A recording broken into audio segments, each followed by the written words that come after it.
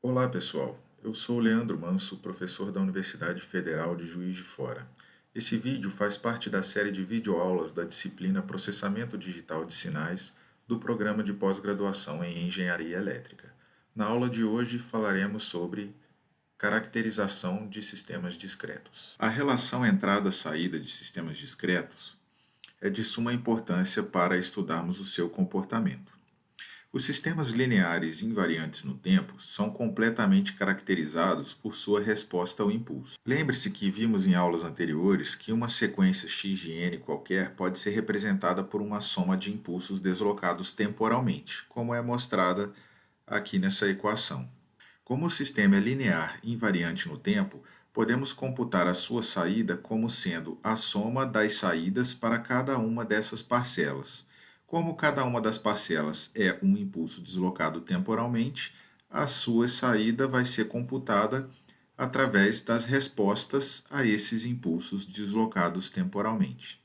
Seja então h de n a resposta ao impulso de um sistema linear invariante no tempo, e considerando essa sequência de entrada, temos que para cada parcela a resposta ao impulso é: para a primeira parcela, 0,5 delta de n mais 2 será 0,5 h de n mais 2, pois se a resposta para delta de n é h de n, como o sistema é invariante no tempo, para a entrada deslocada, a saída é a mesma, porém deslocada.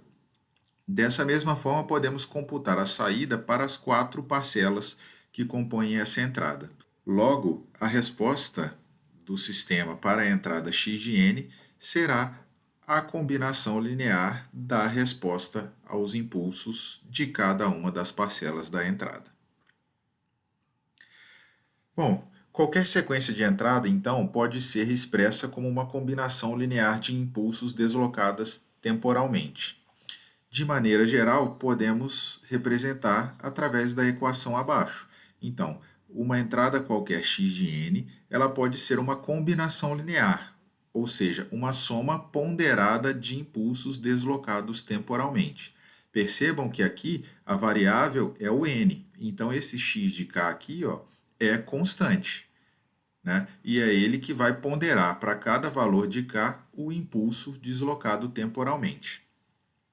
Bom, se a entrada do sistema é composta por várias parcelas do tipo x de k delta de n menos k, a sua saída será do tipo xk, já que é constante, vezes h de n menos k, que é a resposta ao impulso deslocada temporalmente. Logo, para a entrada mostrada na equação acima, teremos que a saída do sistema será o somatório das constantes xk vezes as respostas ao impulso deslocadas h de n menos k, ou então x de n menos k, h de k, que é a mesma coisa. Então, dessa maneira, temos para qualquer entrada x de n, a resposta será dada por essa equação.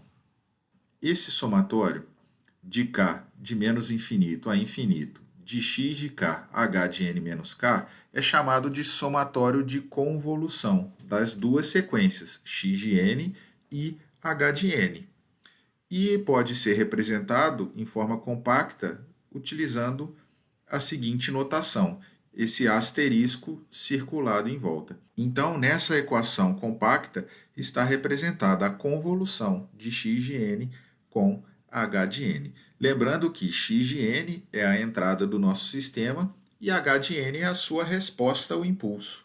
Então, a saída agora ela pode ser determinada para qualquer entrada a partir da convolução dessa entrada com a sua resposta ao impulso. O somatório de convolução é um operador linear, portanto, ele apresenta algumas propriedades interessantes, como a propriedade comutativa. Então, x de n convolução com h de n é a mesma coisa que h de n convolução com x de n. Associativa e também distributiva. Bom, vamos ver então esse exemplo envolvendo o somatório de convolução dessas duas sequências, x de n e h de n. x de n é um pulso retangular de amplitude unitária definido de 0 até 5. E h de n também é um pulso retangular, só que de amplitude 0,5, definida para o intervalo de tempo de 0 a 5. Vamos visualizar esse processo graficamente para poder entender cada uma das etapas. Mas antes, vamos perceber o que essa equação aqui está falando para a gente. O índice temporal é n, e eu vou ter que computar a saída do meu sistema para qualquer valor de n, ou seja, de menos infinito a mais infinito. E para cada valor de n, eu vou ter que realizar esse somatório aqui com k variando de menos infinito a mais infinito. Esse somatório vai ser dos produtos x de n menos k, h de k. Como o índice temporal é n, o pulso h vai ficar parado no mesmo lugar para todo instante de tempo que a gente analisar. Já o pulso x de n menos k, como depende de n, ele vai ser deslocado de menos infinito até mais infinito, uma amostra por vez. Tá? Como o índice k aqui está multiplicado por menos 1, né, com valor negativo, o pulso x de k tem que ser rebatido. Então veja só, o pulso h de k é representado pelo sinal em azul. Percebam que em todas as figuras que a gente vai analisar, cada uma para um instante de tempo diferente, esse pulso vai estar fixo aqui, já que ele é definido de 0 até 5. O x de n menos k, ele foi rebatido, né? Aqui não dá para a gente perceber que ele foi rebatido, porque ele é um pulso retangular, então rebatido ele também será um pulso retangular. E ele vai ser deslocado de n igual a menos infinito até mais infinito. Aqui, para acelerar o processo, começamos com n igual a menos 4. Então, se fosse x de menos k, ele iniciaria aqui, ó, e estaria 5 amostras para trás. Como é menos 4 menos k, anda 4 posições para trás. E aí, o que eu vou ter que fazer agora? Qual que é o segundo passo? Calcular o produto ponto a ponto dessas duas sequências. E eu vou mostrar ele em verde aqui, nessa figura superior do lado direito. Como a gente pode ver, o produto para essas duas sequências nessa situação é zero para todos os elementos. Então, está aqui representado tudo zerado. O y de menos 4, né, já que a gente está fazendo n igual a menos 4, é a soma de todos os valores dessa figura verde aqui no canto superior direito. Como é tudo zerado, o y de menos 4, então, ó, marcado de vermelho aqui, é zero. Aqui temos o y de n. Começamos aqui no menos 4, que está valendo zero. Então, vamos agora andar com o x de n menos k para a direita. Agora para n igual a 1. Percebam que eu fui de menos 4 para menos 1, né, para acelerar o processo, visto que para n igual a menos 3 e menos 2 ainda seria tudo zerado. Para esse caso aqui, ó, o produto ponto a ponto desses dois sinais ainda vale zero. Ou seja, o y de menos 1 também vale zero. Então, o y continua valendo zero aqui. Agora, para n igual a zero. Perceba que agora já há uma sobreposição aqui, ó, entre esses dois sinais. Então, o produto ponto a ponto desses dois sinais só existe aqui quando n é igual a zero e vai ser 1 vezes meio. Meio. O y de zero, então, vai ser o somatório de todos os pontos desse gráfico aqui, que vai ser meio. Então, o y de zero vai ser meio.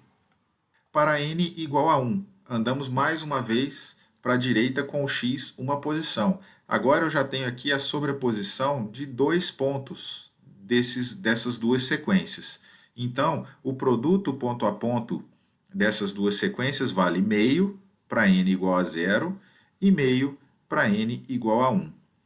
O y de 1, então, vai ser a soma desses dois valores, meio com meio dá 1, e eu vou acrescentar esse valor no y de 1 na minha sequência de saída. Percebam que esse gráfico aqui inferior direito vai representar toda a sequência de saída, então eu vou mantendo o resultado de um passo para outro. Já dando um salto mais para frente, agora para n igual a 5, temos os dois sinais completamente sobrepostos. Então, o produto ponto a ponto desses dois sinais vai ser meio para n igual a zero, meio para n igual a 1, para n igual a 2, para n igual a 3, para n igual a 4, para n igual a 5. Então, somando todos esses valores, teremos 3 para n igual a 5. Então, continuamos acumulando aqui as nossas saídas para cada instante de tempo para montar toda a sequência de saída. Andando um pouco mais para a direita, dando um salto agora para n igual a 8, percebemos que ainda há sobreposição entre os dois pulsos, mas que o pulso verde já começa a sair do pulso azul. Então, o produto ponto a ponto para esse caso aqui é meio para n igual a 3, meio para n igual a 4 e meio para n igual a 5. Somando esses três valores, temos 1,5 para n igual a 8 e acrescentando aqui na nossa sequência de saída. Andando mais para a direita, agora para n igual a 10, vai ser o último valor de n em que há sobreposição entre os dois pulsos. O produto ponto a ponto, então, aqui agora vale meio. Então, y de 10 vale meio e ele é adicionado aqui. Para os outros valores de n, não há mais sobreposição entre os dois pulsos, então o produto ponto a ponto será sempre zero e todos os valores de y de n para valores maiores do que n igual a 10 serão nulos. Então temos aqui agora, ó, nessa figura inferior direita, o valor da saída desse sistema para a entrada x de n, que era o pulso retangular. Como exercício, gostaria que vocês tentassem fazer a convolução para essas duas sequências, x de n e h de n. Esse exercício é o exemplo 2.26 do livro do Mitra, da terceira edição. Aqui está a resposta desse exercício. Qualquer dúvida, entre em contato comigo. Quando dois sistemas lineares invariantes no tempo, com resposta ao impulso h1 de n e h2 de n, são conectados em cascata, como mostrado nessa figura aqui, em que a saída do primeiro sistema é conectado na entrada do segundo sistema, a resposta ao impulso da cascata é dada pela convolução das respostas ao impulso dos dois sistemas. Note que, como a convolução é um operador linear, a ordem de conexão dos sistemas não interfere no resultado. Outra propriedade é que, se cada um dos sistemas conectados em cascata forem estáveis, a conexão também será estável. Dois sistemas também podem ser conectados em paralelo. Sendo assim, a resposta ao impulso do sistema resultante será a soma das respostas ao impulso de cada um desses sistemas. Para ilustrar o efeito dessas interconexões, vamos determinar a resposta ao impulso para o sistema mostrado nessa figura, considerando que cada bloco possui resposta ao impulso mostrada nessas equações. Para determinar a resposta ao impulso do sistema global, precisamos realizar as associações. Primeiramente, percebam que esses dois sistemas, H3 e H4, estão em paralelo. Então, ele pode ser substituído por um único bloco em que a resposta ao impulso será a soma dessas duas respostas, ou seja, da seguinte maneira. Depois, temos que o sistema H2 está em cascata com a soma de H3 com H4. Então, temos aqui um único bloco em que a resposta ao impulso é a convolução de H2 com a soma H3-H4. Esse sistema equivalente estará em paralelo com H1. Então, a resposta final do meu sistema, H de n, será H1 mais H2 convolução com H3 mais H4. Lembrando que a convolução é um operador linear, então podemos aplicar a propriedade distributiva. Então, essa parcela aqui se torna H2 convolução com H3 mais H2 convolução com H4. A resposta final H de n, então, fica da seguinte maneira. H1 de n mais H2 de N convolução com H3 de N, mais H2 de N convolução com H4 de N. Então, dados os valores de resposta ao impulso anteriormente, vamos obter cada uma dessas parcelas. A parcela H2 de N convoluída com H3 de N vai ser igual. Aqui temos a resposta H2 de N, aqui temos H3 de N. Meio delta de N convoluído com 2 delta de N é igual a 1 delta de N. Menos 0,25 vezes 2, meio. Delta de N menos 1 convoluído com delta de N menos 1. Então, aqui temos essa parcela. A parcela H2 convoluído com H4 é 0,5 delta de N menos 0,5 delta de N menos 1 convoluído com menos 2, 0,5 elevado a N U de N. A convolução de qualquer coisa com um impulso é essa mesma coisa deslocada pelo deslocamento temporal do impulso. Então, essa parcela aqui, convoluída com 0,5 delta de N, é 0,5 vezes menos 2, são constantes, dá menos 1. E 0,5 elevado a N U de N fica a mesma coisa, porque o impulso aqui não tem deslocamento. O segundo termo aqui, menos 0,25 vezes menos 2, dá mais meio. Como o impulso aqui está deslocado de menos 1, essa parcela aqui vai aparecer deslocada de menos 1. 0,5 elevado a N menos 1, U de N menos 1.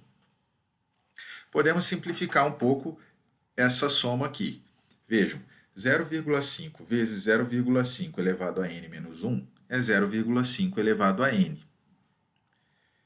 E 0,5 elevado a N, U de N, mais 0,5 elevado a N, U de N menos 1, é igual a menos 0,5 elevado a N, delta de N.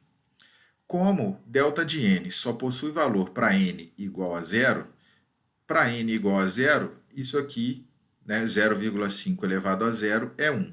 Então, isso aqui é igual a menos delta de N. Para obter a resposta ao impulso do sistema resultante, precisamos somar essas duas parcelas com H1 de N. Então, ficamos com a seguinte equação. H de N é igual a delta de N mais meio delta de N menos 1 mais delta de N menos meio delta de N menos 1 menos delta de N. Esse termo aqui cancela com esse aqui cancela com esse, então H de N é simplesmente delta de N. Por hora, encerramos por aqui. Até mais.